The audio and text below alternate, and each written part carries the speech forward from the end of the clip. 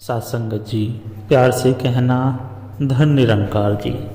स्वागत है आप सभी का हमारे YouTube चैनल सोना इंस्पायर विचार पर। सत्संगत जी, दास आज फिर आप जी के लिए बहुत ही सुंदर आध्यात्मिक कहानी विचार लेकर आया है, जिसका विषय है आत्मज्ञान की राह, सच्चा ज्ञान। सत्संगत जी, आशा है प्रवान करें और ध्यान से सुने। चलिए शुरू करते हैं। सत्संगत जी, बहुत समय पहले की बात है। हिमालय की वादियों में एक महान संत रहते थे, जिनका नाम स्वामी आनंदादास था। वे गहरे तपस्वी, ज्ञानी और दयालु थे। दूर दूर से लोग उनके दर्शन के लिए आते और अपने जीवन की समस्याओं का समाधान पाते थे। एक दिन एक उत्साही युवक उनके पास पहुंचा। वह शिक्षित था, धनवान था, लेकिन उसके मन में अशांति थी। उसने संत से विनम्रतापूर्वक पूछा, गुरुदेव, मैं सच्चे आत्मज्ञान की खोज में आया हूँ। मैंने बहुत से ग्रंथ पढ़े हैं, कई विद्वानों से मिला हूँ, लेकिन अब भी मेरी आत्मा अशांत है। कृपया मुझे मार्ग दिखाइए। स्वामी आनंददास मुस्कुराए और बोले, बेटा, यदि तुम सच में आत्मज्ञान प्राप्त करना चाहते हो तो 3 परीक्षाओं से गुजरना होगा। यदि तुम सफल रहे तो तुम्हें सच्चा ज्ञान प्राप्त होगा। युवक ने तुरंत हाँ कर दी। पहली परीक्षा, नदी पार करना। स्वामी आनंददास युवक को नदी के पास ले गए। नदी का जल तीव्र प्रवाह से बह रहा था। संत बोले, बेटा, इस नदी को पार करके उस पार जाओ और फिर वापस आओ, लेकिन ध्यान रखना, तुम्हें भीगना नहीं चाहिए। युवक चंकित हो गया और वह सोचने लगा, बिना भीगे नदी कैसे पार करूंगा। लेकिन संत के आदेश का पालन करना था। युवक ने कई प्रयास किए। उसने पत्थरों पर चलने की कोशिश की, पेड़ों की डालियां पकड़ने की कोशिश की, लेकिन हर बार पानी में गिर जाता था। अंत में वह हार मानकर संत के पास आकर बोला, गुरुदेव, यह असंभव है। इस नदी को बिना भीगे पार नहीं किया जा सकता। स्वामी आनंददास मुस्कुराए और बोले, यही तुम्हारी पहली सीख है। जीवन भी इस नदी की तरह है। तुम संसार में रहते हुए पूरी तरह निर्लिप्त नहीं रह सकते, लेकिन अगर तुम सचेत रहो तो इस प्रवाह में बहने से बच सकते हो। युवक ने सर झुका लिया और गुरु को प्रणाम किया। दूसरी परीक्षा, खाली पात्र का रहस्य। अगले दिन संत ने युवक को एक पात्र बर्तन दिया और कहा, इस पात्र में जल लेकर आओ, लेकिन ध्यान रहे पानी छलकना नहीं चाहिए। युवक नदी पर गया और बहुत ध्यान से बर्तन को जल से भरा, लेकिन जैसे ही वह कदम बढ़ाता पानी छलक जाता। वह बहुत सावधानी से चला, लेकिन बर्तन कभी पूरा भरा नहीं रह पाता। थक कर उसने संत से कहा, गुरुदेव, जब तक पात्र खाली था उसमें पानी भरा जा सकता था, लेकिन जब यह पूरा भर गया तो थोड़ा सा कंपन होते ही पानी छलकने लगा। संत ने मुस्कुराकर कहा, यही तुम्हारी दूसरी सीख है। यदि तुम अपने मन को अहंकार, भय और पूर्वाग्रहों से भर लोगे तो ज्ञान उसमें नहीं समा सकेगा। सच्चा ज्ञान प्राप्त करने के लिए मन को खाली रखना आवश्यक है। तीसरी परीक्षा, सत्य का परीक्षण। सत्संगत जी,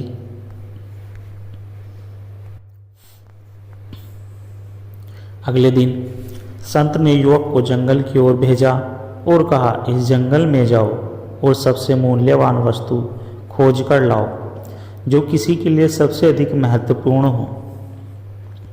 युवक पूरे दिन जंगल में घूमता रहा। उसने सुंदर फूल देखे, कीमती पत्थर मिले, बहुमूल्य जड़ी बूटियां दिखी, लेकिन उसे कोई वस्तु ऐसी महत्वपूर्ण नहीं लगी कि सबके लिए मूल्यवान हो। थक कर वह संत के पास लौटा और बोला, गुरुदेव, मैंने बहुत सी कीमती चीज़ें देखी, लेकिन हर किसी के लिए सबसे मूल्यवान वस्तु कुछ अलग होगी। कोई धन को सर्वोच्च मानेगा, कोई प्रेम को, कोई ज्ञान को, तो कोई शांति को। स्वामी आनंददास ने कहा, यही तुम्हारी तीसरी और अंतिम सीख है। सत्य की खोज व्यक्तिगत होती है। जो तुम्हारे लिए मूल्यवान है वह किसी और के लिए भी हो सकती है। सच्चा ज्ञान दूसरों के विचारों से नहीं बल्कि स्वयं के अनुभव से प्राप्त होता है। आत्मज्ञान की प्राप्ति। अब युवक को आत्मज्ञान का रहस्य समझ में आने लगा। उसने संत के चरणों में गिरकर कहा, गुरुदेव, अब मैं समझ गया कि जीवन को पूरी तरह त्यागो। बिना सच्चा ज्ञान प्राप्त किया गुरुदेव, अब मैं समझ गया हूँ कि जीवन को पूरी तरह त्यागे बिना भी सच्चा ज्ञान प्राप्त किया जा सकता है। अहंकार को छोड़कर अपने मन को खाली करके और सत्य को स्वयं अनुभव करके ही आत्मज्ञान पा सकते हैं। संत ने उसे आशीर्वाद दिया और कहा, अब तुम सच्चे ज्ञान के मार्ग पर हो। जाओ, अपने अनुभवों से और अधिक सीखो, ध्यान करो और अपने जीवन को प्रकाशित करो। इस कथा से यह शिक्षा मिलती है कि संसार में रहते हुए भी सचेत रहो। जैसे नदी को बिना भीगे पार नहीं करा जा सकता, वैसे ही संसार में रहते हुए मोह माया से बचना कठिन है, लेकिन सही ध्यान और संतुलन से यह संभव है। अहंकार और पूर्वाग्रह को त्यागो। ज्ञान केवल तभी प्राप्त होगा जब मन खाली होगा। सत्य की खोज व्यक्तिगत होती है। दूसरों की दृष्टि से सत्य को देखने के बजाय उसे स्वयं अनुभव करो। आत्मज्ञान पुस्तकों से नहीं बल्कि जीवन के अनुभव, ध्यान और स्वयं के परीक्षण से प्राप्त होता है। जो इन सीखों को अपने जीवन में अपनाता है वह सच्चे आत्मज्ञान की ओर बढ़ता है। सत्संगत जी, सच्चा ज्ञान। बहुत समय पहले की बात है। एक प्रसिद्ध नगर में एक महान संत रहते थे जिनका नाम महर्षि संदानंद था। वे ज्ञानी, दयालु और परोपकारी थे। उनकी ख्याति दूर दूर तक फैली हुई थी और लोग उनसे जीवन के गूढ़ रहस्य को समझने के लिए आते थे। एक दिन एक युवक उनके पास आया। वह बुद्धिमान था, धनवान था, लेकिन उसके मन में शांति नहीं थी। उसने संत से पूछा, गुरुदेव, मैं बहुत ध्यान करता हूँ, ग्रंथ पढ़ता हूँ, लेकिन फिर भी मुझे आत्मज्ञान की अनुभूति नहीं होती। कृपया मुझे सच्चे ज्ञान का मार्ग दिखाइए। महर्षि मुस्कुराए और बोले, बेटा, यदि तुम वास्तव में ज्ञान प्राप्त करना चाहते हो तो कल सुबह सूर्योदय से पहले मुझे मिलने आओ। युवक ने खुशी खुशी यह स्वीकार किया और अगले दिन सूरज उगने से पहले संत के आश्रम में पहुंच गया। संत ने युवक से कहा, आज पूरा दिन तुम मौन रहोगे और ध्यान से आश्रम के कार्यों को देखोगे। किसी से भी बात नहीं करोगे, बस अनुभव करोगे। युवक को यह अजीब लगा, लेकिन उसने गुरु की बात मानी। पूरा दिन वह देखता रहा कि संत कैसे लोगों की सेवा कर रहे थे, कैसे वे साधकों को सिखा रहे थे और कैसे वे अपनी साधना में लीन रहते हैं। शाम को संत ने पूछा, क्या तुमने आज कुछ सीखा? युवक बोला, गुरुदेव, मैंने बहुत कुछ देखा, लेकिन फिर भी मैं सच्चे ज्ञान को नहीं समझ पाया। संत मुस्कुराए और बोले, कल फिर आना, मैं तुम्हें अगली सीख दूंगा। अगले दिन संत ने युवक से कहा, आज तुम्हें इस नदी के पास बैठकर यह बर्तन जल से भरना है, लेकिन ध्यान रखना, बर्तन से पानी छलकना नहीं चाहिए। युवक ने बड़े धैर्य से पानी बर्तन में भरना शुरू किया, लेकिन जैसे ही बर्तन पूरा भरता पानी छलक जाता। वह बार बार प्रयास करता, लेकिन पानी गिर ही जाता। शाम होने लगी और युवक थक गया। उसने संत से कहा, गुरुदेव, यह असंभव है। जब तक पात्र खाली रहता है इसमें पानी भरा जा सकता है, लेकिन जब यह पूरा भर जाता है तो पानी छलक जाता है। संत ने कहा, यह तुम्हारी दूसरी सीख है। जैसे एक भरा हुआ बर्तन नए जल को ग्रहण नहीं कर सकता, वैसे ही अहंकार और पूर्वाग्रह से भरा मन सच्चा ज्ञान प्राप्त नहीं कर सकता। आत्मज्ञान पाने के लिए पहले अपने अहंकार और भ्रम को त्यागना पड़ता है। अगले दिन संत ने युवक को एक फूल दिया और कहा, इस फूल को लेकर पूरे नगर में घूमो और देखो कि लोग इसे कैसे देखते हैं, फिर आकर मुझे बताओ। युवक नगर में गया और देखा कि किसी ने फूल को प्रेम से लिया, किसी ने उसे अनदेखा कर दिया, किसी ने कहा यह बहुत सुंदर है तो किसी ने कहा कि यह साधारण है। शाम को जब वह लौटा तो संत ने पूछा, क्या सीखा? युवक बोला, गुरुदेव, मैंने देखा कि एक ही फूल को हर कोई अलग अलग दृष्टि से देखता है। किसी ने इसकी सुंदरता को सहारा, किसी ने इसे तुच्छ समझा और किसी ने इसे ध्यान ही नहीं दिया। संत ने कहा, बिल्कुल सही, यही जीवन का रहस्य है। सत्य और ज्ञान वही रहता है, लेकिन हर कोई अब उसे अपनी दृष्टि से देखता है। यदि तुम सच्चा ज्ञान पाना चाहते हो तो दूसरों की धारणाओं से प्रभावित हुए बिना सत्य को स्वयं अनुभव करना होगा। युवक ने संत के चरणों में गिरकर कहा, गुरुदेव, अब मैं समझ गया कि सच्चा ज्ञान केवल पुस्तकों में नहीं बल्कि अनुभव, विनम्रता और सच्ची भक्ति से प्राप्त होता है। अहंकार को त्याग कर, मन को खाली करके और सत्य को अनुभव करके ही हम आत्मज्ञान पा सकते हैं। महर्षि संदानंद ने आशीर्वाद दिया और कहा, यही सत्य का मार्ग है, जाओ इसे अपने जीवन में अपनाओ और दूसरों को भी प्रेरित करो। इस प्रेरणादायक कहानी से हमें यह शिक्षा मिलती है कि मौन और ध्यान से अनुभव प्राप्त होता है। अहंकार और पूर्वाग्रह को छोड़कर ही ज्ञान प्राप्त किया जा सकता है। सत्य हर किसी के लिए एक जैसा होता है, लेकिन हर व्यक्ति उसे अपने दृष्टिकोण से देखता है। सच्चा ज्ञान केवल अध्ययन से नहीं बल्कि अनुभव, सेवा और भक्ति से मिलता है। जो अहंकार और पूर्वाग्रह छोड़कर सत्य को अनुभव करता है वही सच्चे ज्ञान को प्राप्त करता है। साथ संगत जी, संत और व्यापारी। बहुत समय पहले की बात है, एक गांव में एक प्रसिद्ध संत रहते थे। उनकी साधना, ज्ञान और सरलता के कारण दूर दूर से लोग उनके पास आते थे और उनसे आशीर्वाद का मार्गदर्शन प्राप्त करते थे। एक दिन एक धनी व्यापारी संत के पास आया। वह बहुत चिंतित और परेशान दिख रहा था। उसने संत से कहा, गुरुदेव, मेरे पास धन, ऐश्वर्य और परिवार सब कुछ है, फिर भी मेरा मन अशांत रहता है। मुझे हमेशा चिंता रहती है कि कहीं मेरा धन नष्ट न हो जाए, लोग मेरा अपमान न करें या कोई अनहोनी न हो जाए। कृपया मुझे शांति का मार्ग दिखाइए।